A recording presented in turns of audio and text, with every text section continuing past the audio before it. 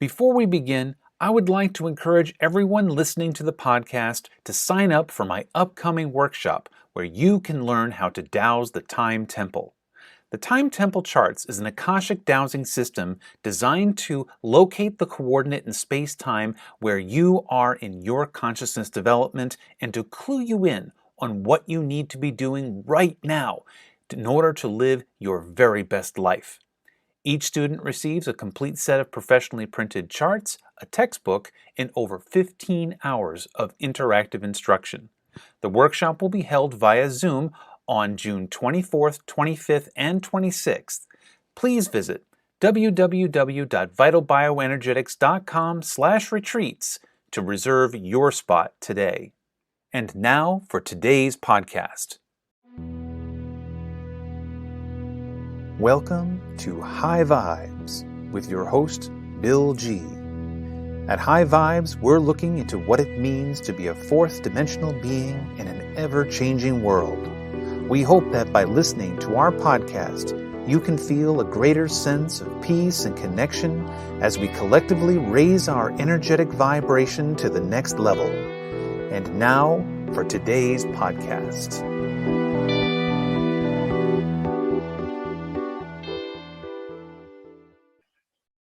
Hello and welcome to High Vibes. I'm Bill G and I'm here with Nina. And today we're going to be talking about reality, or at least our perception of reality, what is real and what is not real. And what got me thinking about this was not just conversations I've been having with clients or whatever, but I've also been kind of partially paying attention to this Johnny Depp Amber Heard thing, where again, you have two people with two entirely different views of what actually happened between them. And I believe that both of them were telling the truth from their point of view. Yeah, so Amber's reality is going to be Amber's reality and Johnny's is going to be Johnny's. And Johnny can't dispute Amber's and Amber can't dispute Johnny's. And we have these relationships in our everyday lives every single day. Absolutely. What also got me thinking about this was we've been having conversations lately with people, clients, friends of ours who have very different views about reality, what we perceive as reality. And it became clear as we were talking to them that how the universe conspires to create evidence to support your particular reality, and where the universe also conspires to create evidence to support our view of reality. I thought that was quite interesting. If any of you listen to Oracle Girl, she talks about us being right at this moment, most of us, some of us, a phase conjugate mirror where your outside mirrors back to you what it is that you're trying to clear out and what you need to work on and what you want to work on and what you are working on. So our reality, even between Bill and I, is slightly different. I have a very different view about what's going on in the business than Bill does. It's not incredibly different, but it is somewhat different. So even with people as close as we are, we still have this difference of reality. And then when you get out to, say, family, right? And this is a really pessimistic view of family, but I tend to think that our family was given to us to make us miserable so that we will dump things. Thank you, family. Yes, thank you very much.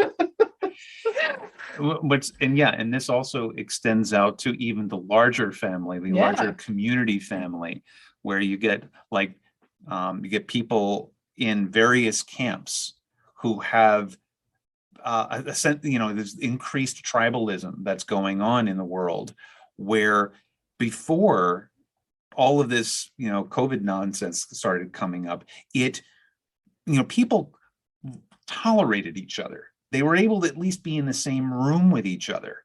And now it's polarized to such a point where you can't even be in the same room anymore with somebody who has a different reality that you are.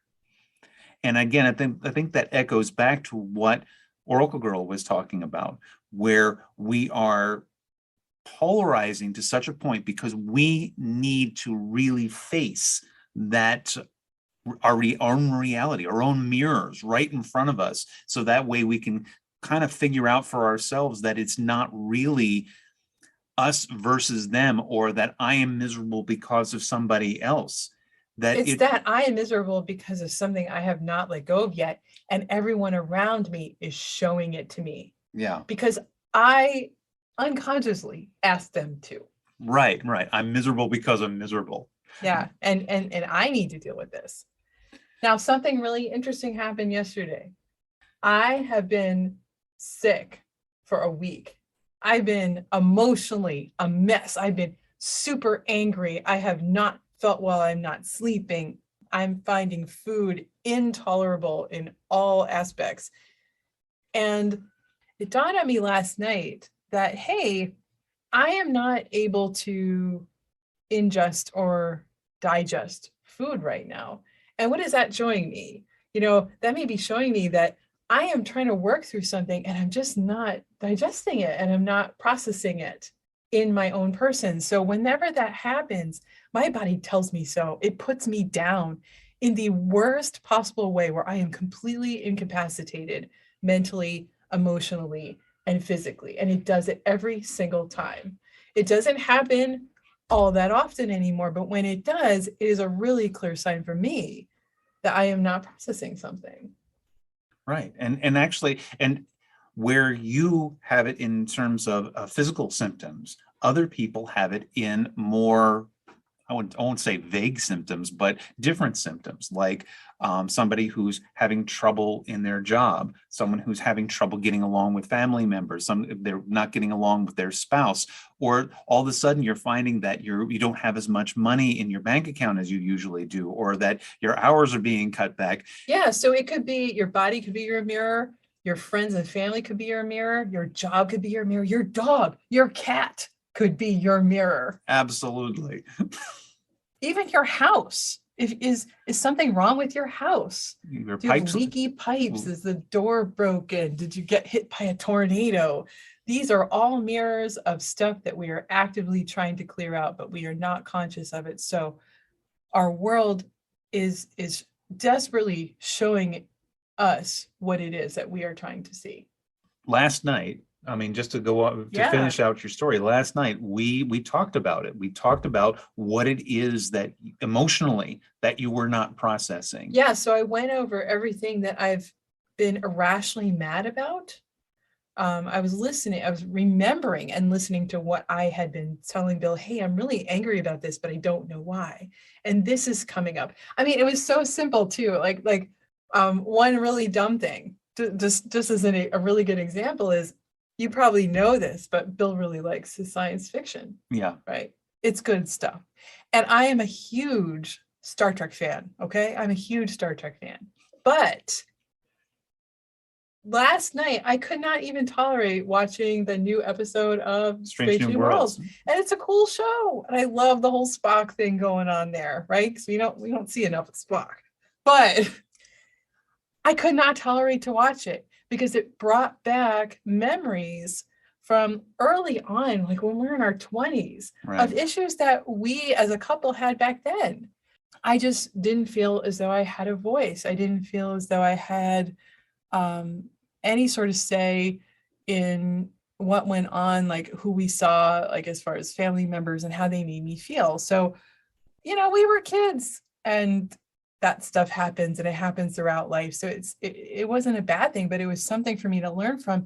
And I did not process it at the time. I just shoved it down. Mm-hmm. And I was still not processing it now. I was shoving it down. So my body was throwing it up and going, oh no, man, you are going to get rid of this and you're going to look at it because you are an adult. You could do whatever the heck you want. And you have so much of your own power now. There is no reason why you can't deal with this. We are also up leveling. We are seriously up leveling. Yeah. So it gets harder. It absolutely gets harder because when you are up leveling and you are raising your vibration and bringing in that 4D energy, it becomes harder. The 3D stuff that you've held onto and were able to conveniently put into nice little neat compartments in your brain, that's not happening anymore. You actively start dumping things, and it is harder and harder to deal with the tiny little, very, very personal things. And like Bill was saying, we had a really interesting moment when we were talking about this last night where I couldn't figure it out. It was too painful for it to even come up into my consciousness, or else I would have seen it, right? And Bill said, well, maybe it's just bigger than what you think. And I said, no, it's just way more personal. Right. And I think that we will, by default, tend to look more and more outside of ourselves for bigger and bigger things, for more sweeping things, things that we cannot handle when we have problems like this. But really, when it comes right down to it, it is just more painful and more personal is the way that you should be looking at your problems. Right. And for me, my problem again was I had not processed a part of not feeling as though I had a voice. And it wasn't like it was Bill's fault at all, even back then, because Bill didn't have a voice either. And so we were like working through that together, which is, I think, why one of the reasons why we got together, because we have a lot of our own garbage in common, and we do help each other actively work through that stuff. So I don't want anyone to go, Bill, oh my gosh, Yeah. What are you doing? It wasn't like that at all. But it was my job to find that voice and then use it. And I didn't do that. So, bad on me, right? Right. So when we figured that out, I did not feel better right away. But this morning, oh my gosh, I'm not angry. I'm not upset. I ate food. Mm-hmm. I did not throw up. Right. I'm actually making something upstairs for dinner later this week. And I have lots of energy, and I feel like I can exercise, and I don't feel sick, and I don't feel tired. And it's just amazing when we offload baggage.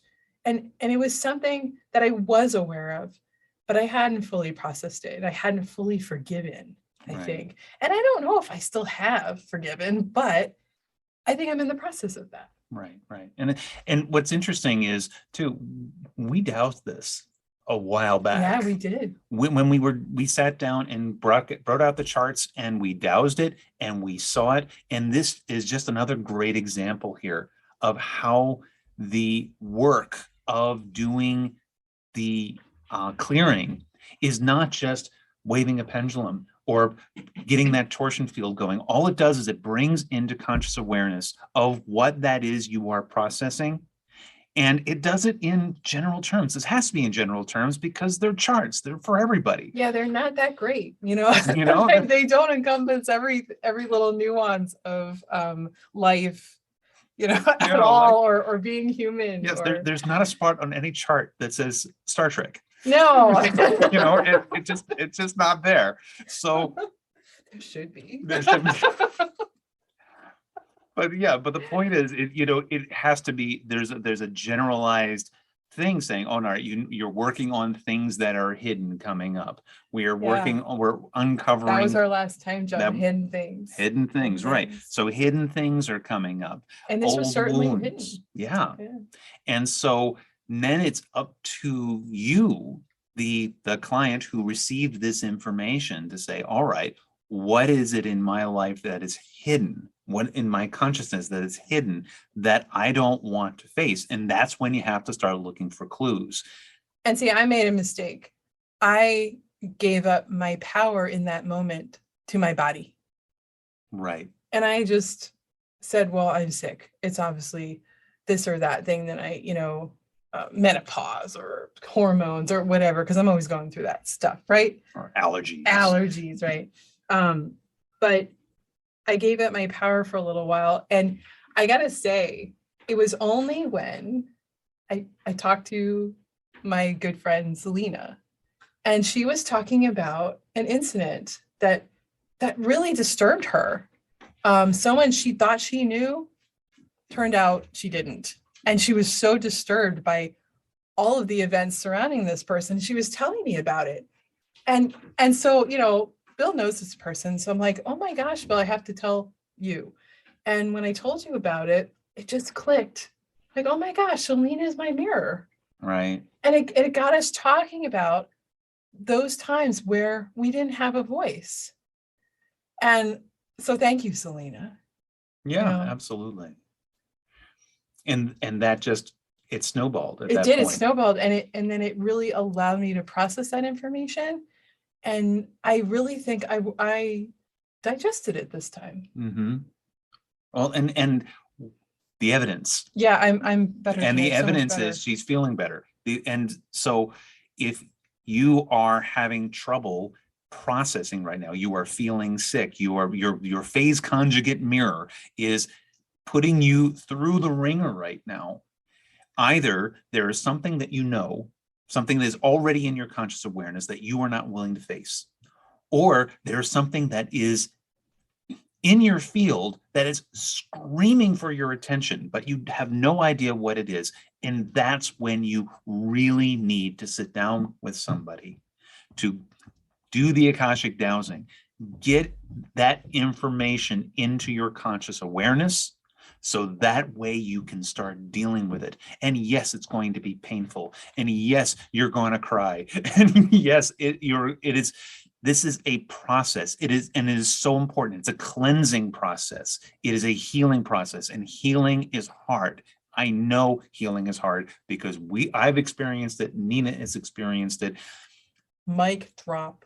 Mic drop. It is so important that we go through this, because you will never get to fourth dimension or quadrality or whatever you want to call it if you do not excise your demons, the stuff that you just don't want to deal with.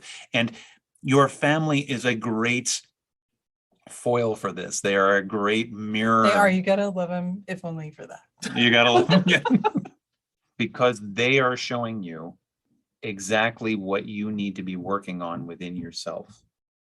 And they're around you, like you can't get rid of them, right? Unless you fake your own death and move to Europe. But I think they're there in that respect for that very reason, because you cannot walk away in a lot of ways. You can't walk away. I mean, some people have managed to do it, but even 20 years later, say you don't speak to a sibling for 20 years, they're still your sibling. They're still in your field. They're still part of your soul family. Yeah. Whether you face them or not makes no difference. And you'll just play it out some other way. Right. You'll take it out on your spouse instead, or you'll take it out on your kids instead. Yes, it will repeat itself. So why live a life of catalyst where the piano keeps falling on your head when you can deal with this now and begin the healing work now? Because there is no other moment except for right now. So thank you guys for listening.